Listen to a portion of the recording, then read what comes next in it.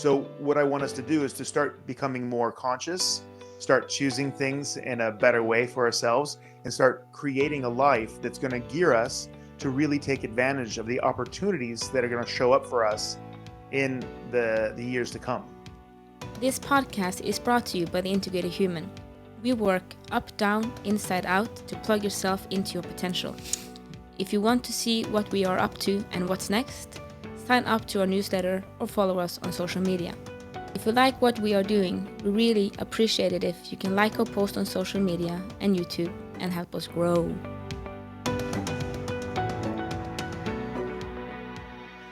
All right.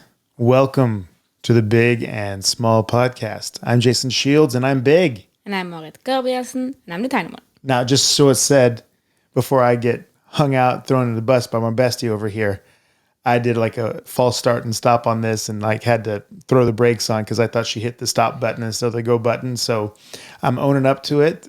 It is what it is. I didn't say anything. No, I know. I would have. And I know this. Yes. Yeah. So we've been in Växjö.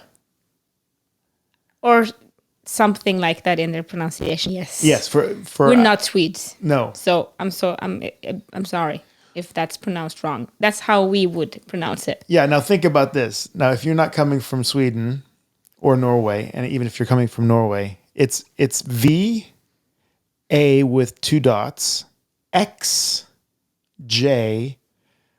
with 2 dots. Växjö.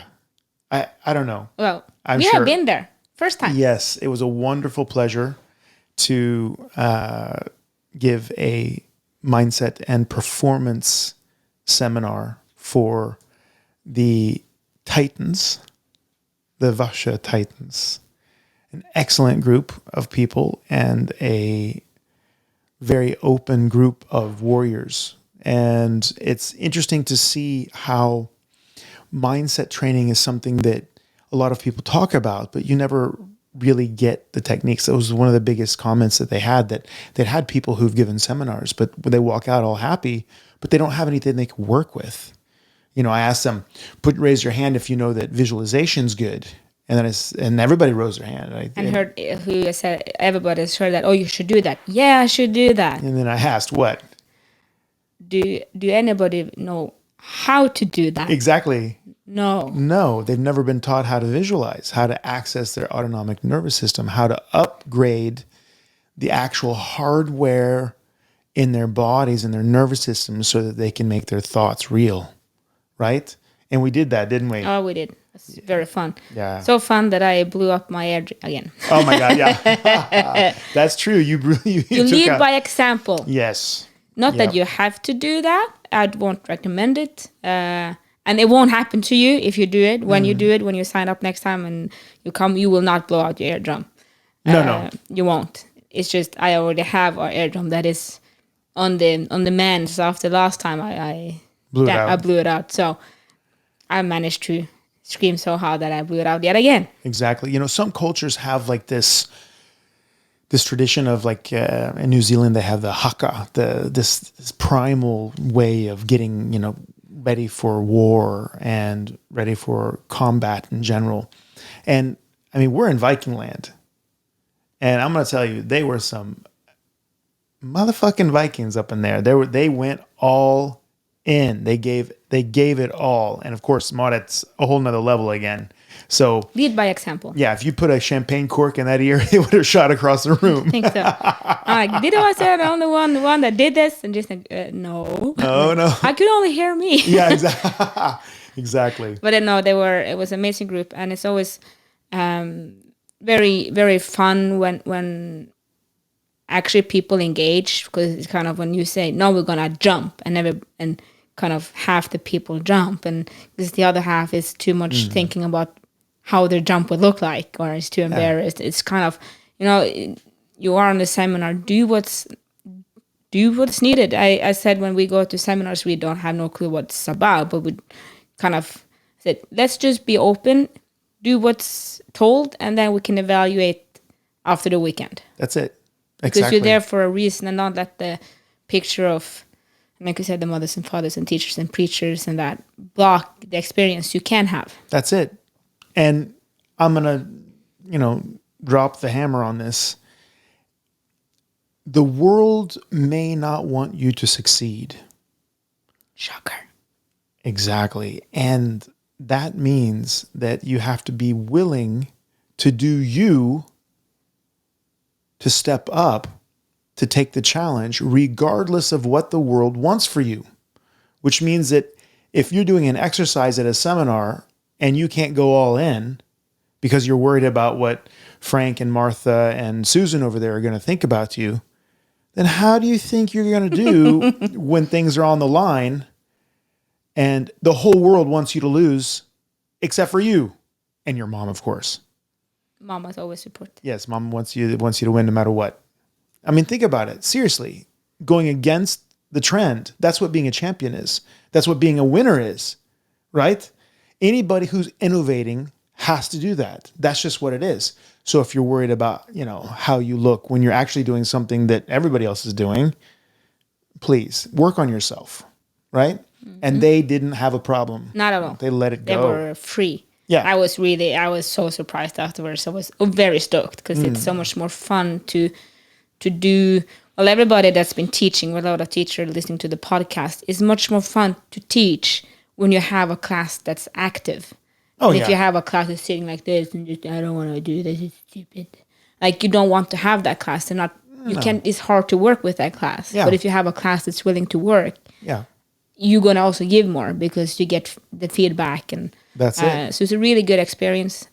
So if you want to book us, yes, we also now do, it doesn't have to be a training group or a martial art group that want this. This will work just as well for corporation. Absolutely. Because it has to pharmaceutical companies, anything you guys can imagine, because it has to do with your mindset and your performance. And exactly, like Jason taught me a while back, was that, well, if you can succeed in one thing, you can succeed in everything, because this recipe to succeed is the same. Yes. It may look slightly different, yeah. But if you are world champion in Alpine, you can become extremely successful in business later. Absolutely. You can see that in, for instance, Axel and Svindal now, and because he copy-paste. That's it. It's like we talked about before, we have copy-paste live. Just make sure that your copy-paste is of very high quality. That's it. And you collect the details and the resources and the knowledge that's needed, just like you do for your sport. So become a master of one thing, master all things. Yes. And that's if you've understood that blueprint is the same everywhere. So that's why people, in a way, praise and love athletes and warriors so much, because we put it on the line. You put yourself in the fire and test it. Are you integrated in this moment? Are you able to bring yourself, to collect yourself? Have you prepared?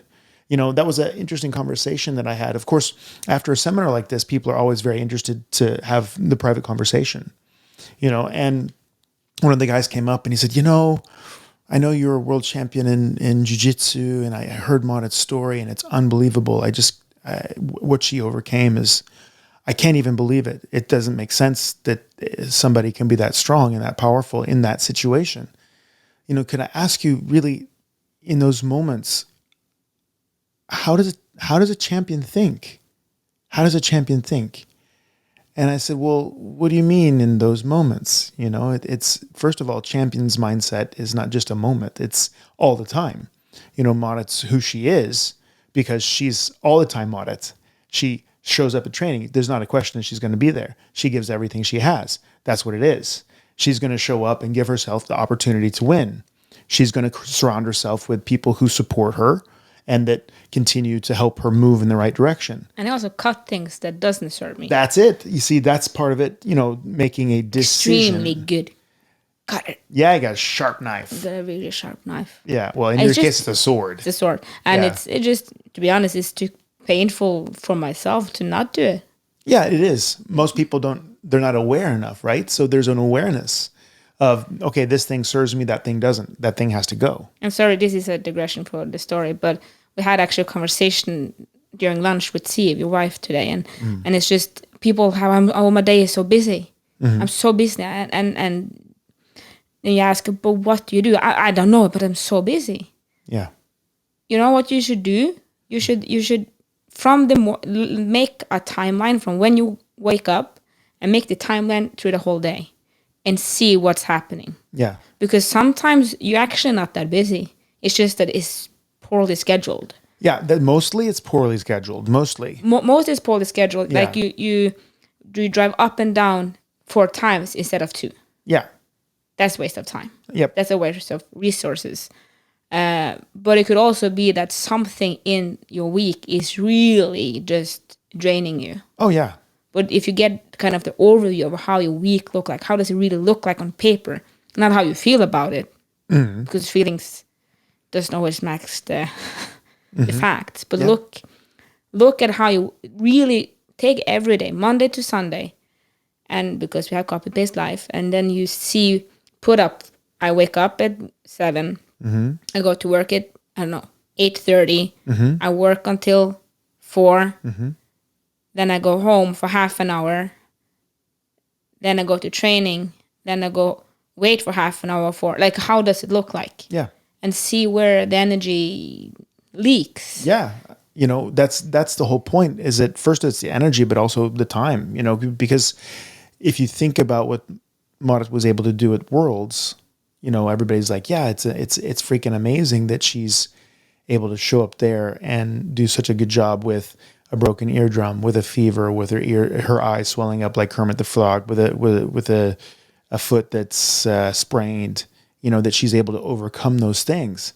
But what you guys don't understand is that it's equally as amazing that she can work 10-hour days and she can do all the training she needs, and that she keeps herself fed in the right way, and she's able to accomplish all the things that she does in her everyday life. The scheduling of her life is on the minute, and she flows with that. You guys have a lot to learn about that, using yourself efficiently, and that's also a quality of a champion. I'm now working on getting in something that's called rest. Yeah, not that good at that. Working on that. Not always as good at. Always room for improvement. Well, that's it. People are either really good at training or really good at avoiding training in general. And if they're really good at training, you have to make them relax. Yes. Yeah. So that's sorry. Back to your friend from Sweden. Yeah. Well, he's what about how does a athlete, a world champion think in that like last round? And I said, well, I understand what you're thinking, but you're going to win. What's your actual question? And he said, well, I don't really do jujitsu. I do MMA. And, I'm finding these guys and it's really difficult, and it's, the last round and all that stuff. How do you think? And I said, I think I understand what you're saying. And I said, well, first of all, like what I said during the seminar, is that the difference between the guy or a girl that's number 1 and number 5, the only difference between these people are mindset. But from 6 and down, it's pretty much physical preparation. Because when you show up at a tournament, you show up fighting or whatever, many people are not going to be actually physically prepared for what they're going to be putting themselves through. They're either thinking they're doing it, or they had a bad training camp, or they were sick or whatever. So people from, if you look at jiu-jitsu, I'm just going to use this as an example, because I know in MMA, you don't fight tournament MMA, you fight a fight. So, whatever happens in the training camp to start with is going to be determined, and also how well they program that. Is it a last minute fight? All of these things have to do with how you show up physically. But let's say that they are as physically prepared as you are, right? Then you're talking about the top 5 in that category or whatever. Then you all are maximally developed and honed like sharpened like a sword. Then it's going to be the way you think, and having the confidence that you've done everything that you possibly can to prepare your body and prepare your skills. Now, I'm going to say that again. Knowing that you've done everything that is possible to prepare your body and your skills, knowing that if you are tired, the other person is equally or more tired than you. Is that true or false? And he was like, yeah, it's true. That's true. And I said, okay. So when you're exhausted in the last round, if you're a champion, you're not focused on the fact that you're exhausted or tired. You know that they're at least as tired as you, and you're waiting for them to break so that you can get the win. That's the focus. Because you already know that you're physically prepared to the max. So MTG, were you or were you not physically prepared for the fights in Worlds? I was prepared, but I didn't become champion. Well, because you were sick. You got that. That's the whole thing I'm just saying, I didn't become champion. Yeah. So you're looking at me like I'm the champion. I didn't win. I'm not a champion yet. Yeah, but based on what you had to overcome, you are a champion. Yeah, I understand. Yeah. I'm just saying, you looked at me very intensely. I'm still not a champion. I haven't won the world championship yet.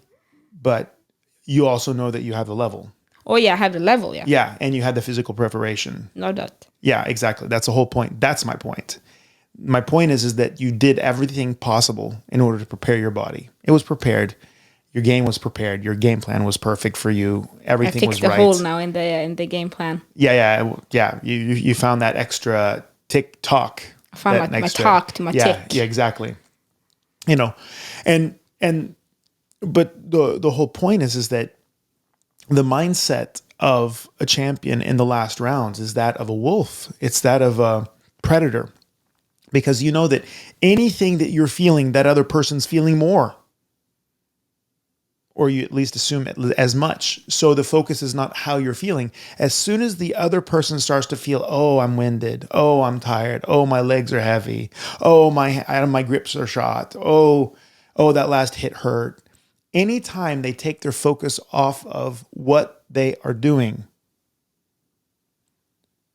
implementing their game, implementing their plan, you've won. And the champion is the one that does that last. That's the point. Yeah, I have a feeling when you start thinking, you lost it.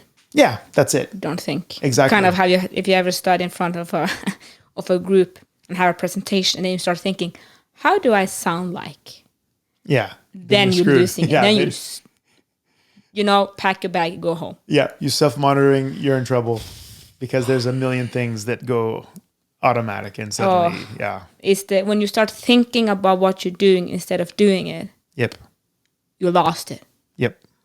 That's because you're not in it anymore. I just know that feeling is so horrible. Yeah, you're out of the flow state. Oh, it's so horrible. I've done that so many times with speaking in front of people. It's such a horrific feeling. Yeah. Because you just go, what did I say? Where were I? And then you just realize you've been quiet for 30 seconds, looking up in the air. Mm-hmm. And then you speak in the wrong language. So that's the same in everything. When you start thinking, instead of, like we said, you want a clear mind. Yeah. But when you start thinking, your mind is not clear. It's not evaluating. Yeah. It's starting, and it's the difference between thinking and evaluating. Yeah, that's it.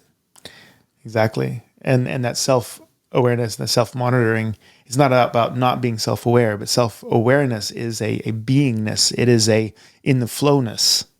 That's the whole point. And you're adapting to the situation. You're taking it in. You are evaluating it so you can act better. Yeah. So that's the difference. Exactly. And then things just go, But as soon as you stop and start to think, or the way I kind of explain this to you is that, you can take things in where you're feeling everything that's coming in. I feel this. I feel my knees. Oh, my hip. Oh, I'm a little tired. Oh, I'm a little slow and low today. And or you can push the energy out, meaning that you're showing up, you're doing the job, you're focusing on what you need to focus on. Your energy is going outwards. And that's the point. That's the basic understanding. Are you feeling what's coming in, or are you pushing it out? It doesn't mean that you're not aware of what's coming in, but are you kind of engaging in it? Are you engaging in it? Kind of, we talked about that, I think, when we had a while back, when we talked a lot about emotions, because it's kind of, we say I am angry. Mm-hmm. Mm. But you don't have to be angry. You can have anger. Yes. So it's kind of how much do you engage with the emotion? How much do you engage with the pain in your knee? Yeah. How much do you identify with it? How much of it is actually takes your focus? Yeah. Exactly. on it. Exactly. So that's really the interesting thing. So it was interesting to talk to him and for him to get that insight. And he was super stoked afterwards, because when you understand the arena, you understand the situation, you can actually often find something simple to give. Yeah, I think, that's what I like with your teaching is that I'm the person that if you go on a Google search and you search for a thing, say coffee mug, and I don't think find the coffee mug I want within the first top 3,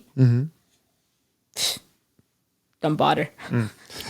Reading, searching, deep diving, reading. I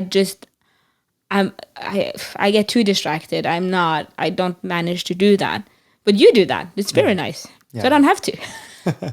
And that's the thing. Like, instead of having to read all the books, you can if you want to, of course. I'm just not interested. That's it. But then I can ask the question, and since you have read all the books and you remember what you read, then I can get the essence. Yeah. Instead of reading 500 pages, I can get the one summary. But at the same time, I'm only on time because I run after MTG's time. She keeps me where I'm supposed to be, how I'm supposed to be, at the time I'm supposed to be. Without her, it's impossible. But that wasn't what I was talking No, about. I know, but I appreciate you. But that's true. Well, Because that's the difference of the teaching. That was my point. Was that it's the difference between the teaching, and that's why the seminar now is really good, because you go to other. I've been to them as well. When I was studying at the Norwegian, what's it called? Military Academy? No, not that one. What's another one? And not soccer academy. Never studied at soccer academy, but sports Academy. Yes, exactly. The big one in Norway, yes, the in Oslo. top sports, or And then I went elite to sports academy. Yes, I went to it was a whole week of seminars, and you go out, you're so stoked, you feel so motivated to go and continue the work you're doing. But then you come back to work on Monday and super motivated, but I didn't know what to do. Yeah, exactly. Because I didn't get any tools. I had a lot of fun. So it gave me motivation for myself, but it didn't actually give me any tools I could use in my work. That's it. At all. Yeah. Because it wasn't applicable. Yeah. And a lot of people spend a lot of money also to go to these big motivational speakers. Good. But you have to understand what you're getting. If what you need is a motivation boost to continue what you're doing, yes, perfect. Yeah, it's a jacuzzi experience. Yeah, but if you need and want new tools, and like you said to me when I actually started to go to jiu-jitsu seminars, you said if you can get one thing, you won. Don't try to get 50. Try to get one thing that you can bring back and use on the mat the next day. And it works really good because I learn every time I go to a seminar. Now, instead of trying to remember 50 things, I really find the one that I know going to help me. And that's the thing. When we have a seminars, we're trying to give I think now we gave 3. Yeah, we get really clear. This, and this. Yeah. Leads to this. And this you can do at home, this you can do at home, and this you can do at home. And then we practice them. Yeah. So you really actually know you get motivated, you see what it does, but you also get something concrete to work with. Yeah, exactly. And then you can start implementing that in your everyday life. Like, again, you heard about visualization. Yes. That's a difficult word. And I've heard that. I don't know how many Netflix motivational stuff are. Yeah. And you need to visualize. I'm like, visualizing. The secret isn't that visualization. Yeah. Isn't it? Yeah.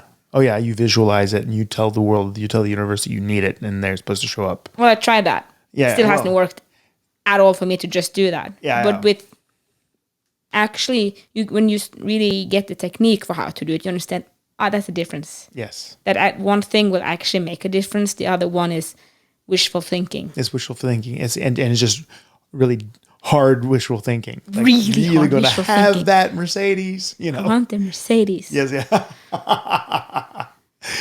Yeah. So that it was a very, very cool experience to be able to give something that's concrete. Yeah. And and having you there as the example of the process is also so powerful for people. One of the ladies came over and she had tears in her eyes, not eyes in her tears, but tears in her eyes, and she was really thankful for the fact that you were there and that you gave her basically a lift. We give good seminars. Yeah, that's true. We do. We're a dynamic duo. I really appreciate it. I really appreciate the time and the experience with you. So I remember when I was a kid, there was this advanced placement test that they gave to all the children to figure out whether or not they were smart or not. And in America, you can jump grades, right? Yeah, you can. yeah. Can you do that in other countries? I don't know. I don't think. Actually, in Norway, people get yelled at now because they want to. Well, kids that are really good in certain subjects, they shouldn't be allowed to do special classes for those. Anyways, I think it's ridiculous. It's super ridiculous. It's basically trying to keep people down so there's no difference between people. Everybody's the same, you know. Right, exactly, quote unquote. You know, we're saying we are worth the same, but we're not the same. Exactly. There's a new podcast. Anyways. Yes, we'll do that. You next had time. this in when you were a kid. Yeah, so there was an advanced placement test, right? And basically they would tell you seven numbers, and you had to remember them and give them back, but not give them back in the same order, but backwards. And kids that could remember seven numbers and then give them backwards were obviously more adept at working with numbers than the kids that weren't. You couldn't write them down, right? No. They would just tell them. They wrote them down. Of course cheaters. They did. Grown-ups are cheaters, you know. And the point is that if I'd given you two numbers, or if I'd given you three numbers or four numbers, then you probably everybody could do it, you know. But when you get seven, you basically get over five. Then you get to a point where you get in danger of not remembering a damn thing, meaning that you can't remember any of the numbers. And it's like, okay, you gave me five numbers, six numbers, seven numbers. Okay, seven numbers. Now you think from 1 to 10, from 0 to 10, they give you seven numbers and you can't remember any of them. Just take a chance, bro. You're going to hit some of them, right? Because 7 out of 10 numbers have been named. Well, that depends. Well, if they use the numbers 1 to 10, or if they use random numbers and give you 7 numbers in total. No, it's 7 numbers, 7 digits. It's not like 100, 76, 54, 33. Then I may have a chance. It's like, yeah. Because I thought it was like you got 10, 45, no. 1,900, and I can't remember what I said first. 10. Yeah. 10, yeah. Yeah, but that's, exactly. It's 7 digits. So the interesting thing for me was that when they got over 5 digits, the chances that the children couldn't remember any of the digits, not just in the order, it wasn't like they could remember most of them in order. They couldn't remember anything. And that teaches you actually something about your ability to learn and how you should learn. And it's not really about, okay, this guy's way smarter than you because he can do it and you can't. But like, if you go to a seminar and you try to remember 50 things, you walk out not remembering anything. Yeah. But if you go in there and you're going to take one thing that you can use, or 2 or 3 things that you can use, but if you try to get 5 things, then you get to a point where suddenly the brain cooks and you can't remember a damn thing that you listened to because you're scrounging around trying to grab those things. And that's why we gave three techniques. Marit and I did a really conscious job there of giving 3 things that everybody can use that will upgrade your life. Bam. And everybody walked away. And if they only use one of them, it's going to change their lives. It's going to change their lives. And then you hook it up with stories. Yeah. So you remember the story behind it. And then you also do often some physical, don't be scared, homie. It's not kind of, you want to, do very athletic stuff. Yeah. But you do some physical thing to remember it better. Exactly. Instead of just looking at it, like, when you were at school and just looking, you actually engage in it. Exactly. And that's the neurophysiological process of anchoring something in your body so that it becomes a part of the way you function. So seeing people upgrade and seeing how appreciative and grateful people were was humbling.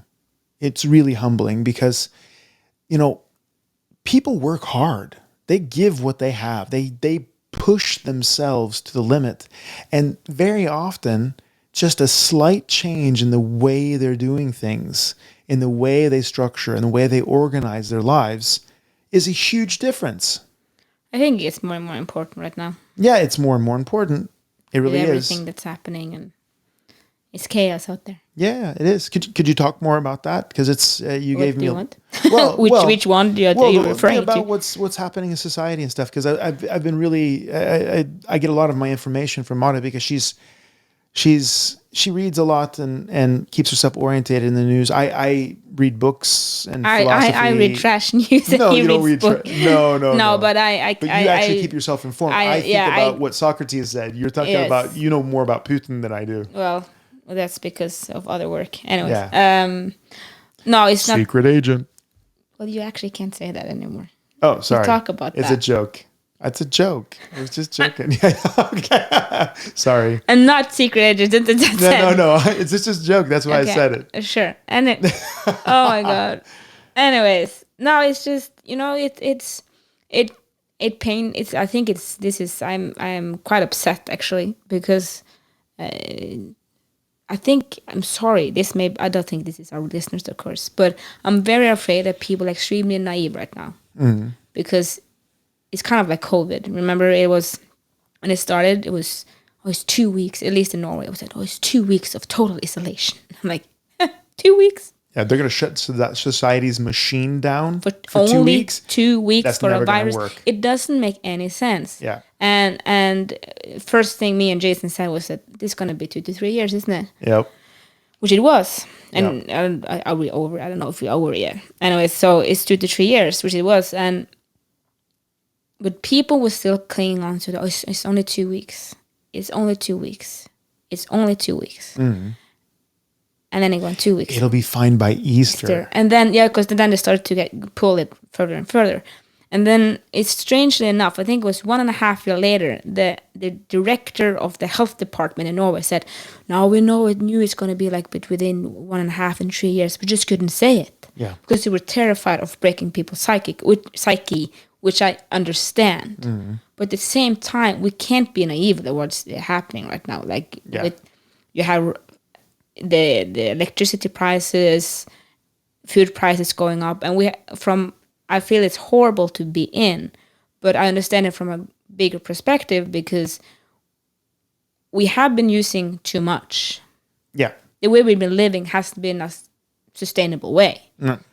We have to accept that. Yeah. That you can fly half across the world 4 times a year. It's insane. That's pretty sick. Yeah, it's amazing that it's what we have, guys. You don't understand. We've never been able. It's never been so cheap to travel. It's never been so cheap to eat. It's never been so cheap to. You're like, oh, I think it costs money to eat. No, you don't understand. Relative to what you actually put out there. On a normal wage, you can go to a 3-star Michelin restaurant with your whole family. Like, I love that I can. Yeah. But the way we've been living hasn't been sustainable. No. And you have to shock that somehow. Yeah. So understand that shock that's coming. You have to balance out the economy, like the how expensive the houses and the apartments has become. It's insane. Yeah. Well, to bring you guys a little bit into some of the conversations that we've had before, because we have a lot of conversations that aren't actually taken up on the podcast. Yeah, we talk more than once every other week. Yeah, exactly. And it's, I basically understood that COVID was going to take a long time, and I was really frustrated with the bullshit and a lot of the weird politics that were being, and the misinformation that was coming out from political sources and from even the minister of the country. I mean, there was some really weird stuff when the Institute of National Health was coming out with facts that were completely opposite to what the politicians were saying the same week. Like, it's very confusing. It's very confusing. And what Marit said to keep me a little bit like calm down a little bit, she's like, Jason, realize something. This is our generation's war. This is our war. This is every so often there's a reset because it has things to be a reset. must correct themselves. Things must correct themselves. And I was like, you know what? That's one of the smartest things I've ever heard. That's true. This is our war. We now should be looking at this as a great reset, just like World War I, World War II, Vietnam. We go through a kind of a yuppie time where everybody's spending and getting everything, and then society changes. And as society changes, the people who are living a little bit more modest probably are going to be doing better, right? When I'm saying that, and that's very important, because the thing is, I'm saying it so you can actually calm yourself down, because I get the kind of burst where I'm freaking out, and then I know what this is. It's a reset. It's gonna be difficult right now, but it's gonna end. Yeah. And like we talked about, now you have to be strong now, because think about your expenses, do the right things, build yourself, build what's closed, and you will be very fine and actually come out very good from this, I believe. Yeah. But now, like, we were traveling, and I was looking at all of these people traveling to Spain, and you look at them like, I wouldn't dare to do that right now. Yeah, probably shouldn't. It's just to kind of, at least, and if I do it, it's going to be very planned why I need it or why that's needed. Yeah. To do that as escapism right now is maybe not the best thing. Yeah, exactly. To run up your credit cards right now is not smart, guys. No, we have to not be scared and terrified. We just have to understand it's a big ass reset button. Yeah, it's coming, because, and they're pushing. I said, I get a little bit pissed, because they kind of, you have a big train going, and they're kind of breaking and breaking and breaking, and no one dares to pull the big one and just say, okay, we're gonna reset everything. We're gonna reset now. Be prepared, people. I would prefer a government that didn't just pull it. They go, okay, people, we're gonna be very clear with you now. Big press conference. Yeah. We're gonna have to pull the big break. We're not gonna pull it just yet. We're gonna give you some time for your mind to adjust. Yep. But we have to adjust right now. Yep. It's gonna happen. Yep. Because now they're coming out with price packages for this and that, and like, it's just trying to slow it down. But no one is actually telling you. Yeah. We are coming out with this, but it's gonna blow. Yep.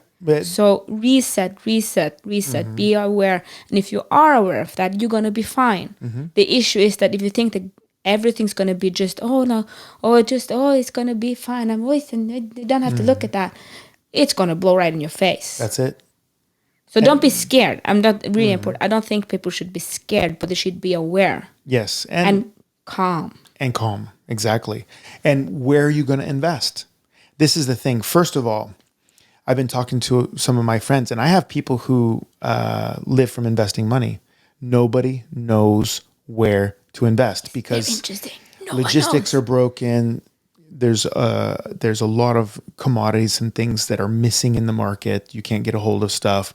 It's difficult for the Western world actually to source from the third world like they've been doing, because COVID shut down many crops and people who driving trucks and all that. They basically had to find different jobs. Yeah, we have a friend that's in Thailand right now, and he's they had a big flood there, so all the rice is gone. Yeah. There's no rice. The rice was gone. And think about going to your tandoori restaurant, not having rice. It's insane. I mean, so everything is different, and nobody's seen this constellation before, so people don't know. So here, I'm going to give you some money advice. All right? So if you have money to invest. No, not in Bitcoin. Stop it. Not in NFTs or stop it. Just stop it. Because those are the things that are hyper new, hyper modern, and they, when you're hungry, don't mean anything. If you're going to invest your money right now, if you have money to invest, now listen to this. What was the words I said? If you have money to invest, or you're invested in the market, traditionally during the reset, it is always best to invest in things that are used up, commodities like gold, platinum, nickel, silver. Those things we know will be worth something in 100 years. You're not going to suddenly not have use for gold because it's used in industries, it's used Everywhere. in jewelry, and it's always been a universal proof of value. Okay, that is not going to disappear.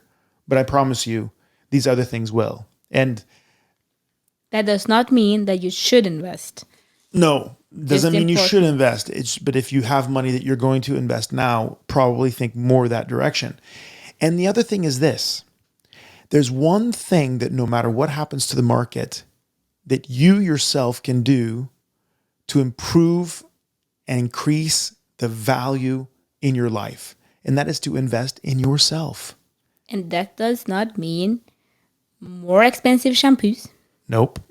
It doesn't mean better looking shoes. And you just have to have the Chanel bag. It's not that. Yes. But it's to work on actually not the exterior, but interior. The thing they can't take from you. Educate yourself. Improve the way you function. Become a more efficient human being.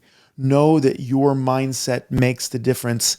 Regardless of the environment you live in, you are always at least what percent? 50%. 50% of your situation, which means that if your 50% is 100%, then you got a whole lot better life than if your 50%'s 50%.